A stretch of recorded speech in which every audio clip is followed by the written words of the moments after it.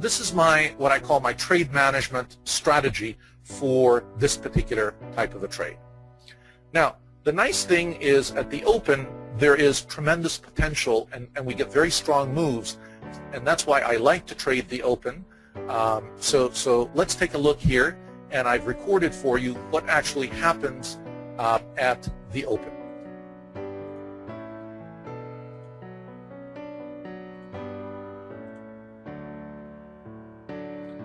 Okay.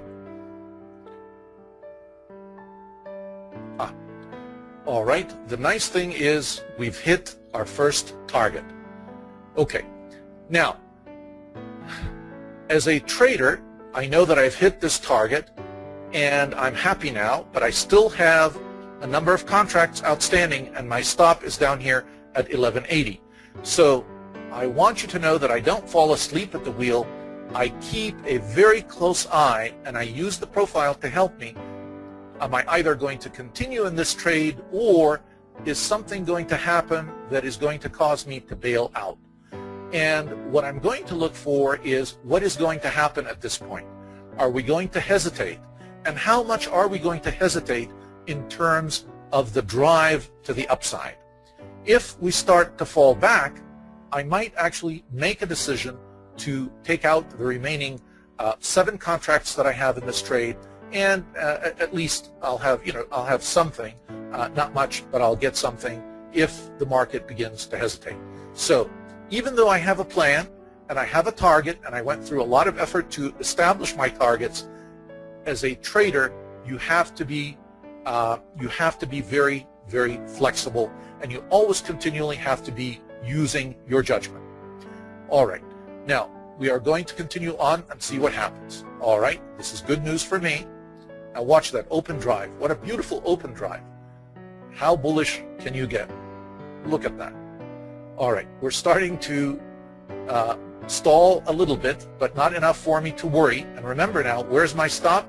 My stop is back up here at the first target. So I'm still comfortable and I'm able to develop the stamina to stay in the trade. I'm still in really a winning trade. Now, notice what happens.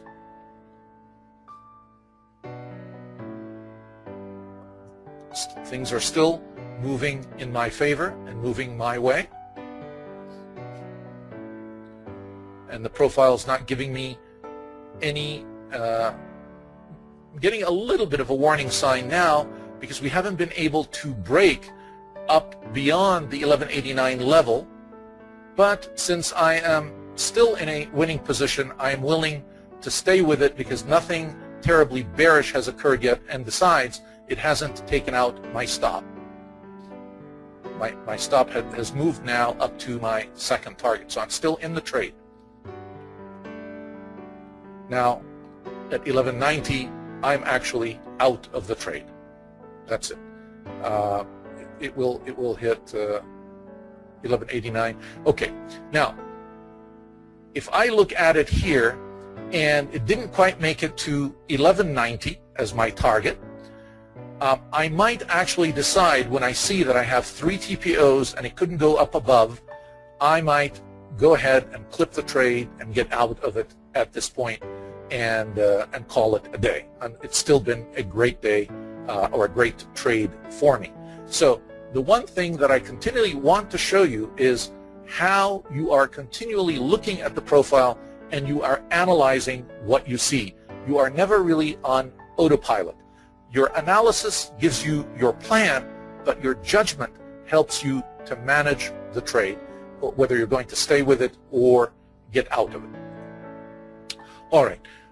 Now, if I had let the trade be and I didn't interfere, I wanted it to stop me out rather than me getting out, it is actually eventually going to make it to the 1190 point, as you will see in a couple of minutes here.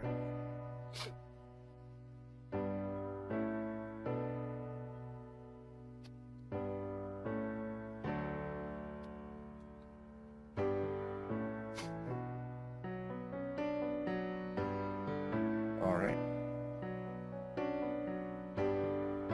Okay, so it continues even beyond my 1190 target and keeps going. So 1190 was not that unreasonable of a target for us. So if in fact we look at this trade and take a look at the results together, we will find that this was a rather auspicious trade. Things went well for us. We've met our targets, and we get about 2,550 out of just 10 contracts. Now, I'm not advocating that you always have to trade with 10 contracts, or you always should trade what you can afford to trade. And that's why I'm going to give you another example with just 3 contracts. So you have one contract at the first target, a second contract for the second target, and a third contract for the third target. So you could in fact apply this same trade management strategy and this same approach with just 3 contracts. And you would have still, considering with just 3 contracts, you would have still made out quite well using the plan that we had laid out and using the analysis that we had followed. 762.5 is not a bad trade. Usually with a trade like that with 3 contracts or 10 contracts, I am usually done for the day. And that's why I like the open. I don't like to overtrade, and I am willing to stay in the trade a little bit longer, but I keep mindful of it and I continue to watch and monitor what's happening with it. Now, sometimes it is difficult to really start on the open on Sunday and continue with it because it may take you late into the night. So some other people prefer really to trade the morning open rather than the afternoon open. Those are all personal preferences. Nothing is really etched in concrete. The key thing is these very same concepts that we've just looked at and applied will work for you regardless of the point or the time that you choose to initiate your particular trade. All right. I'm going to quickly sort of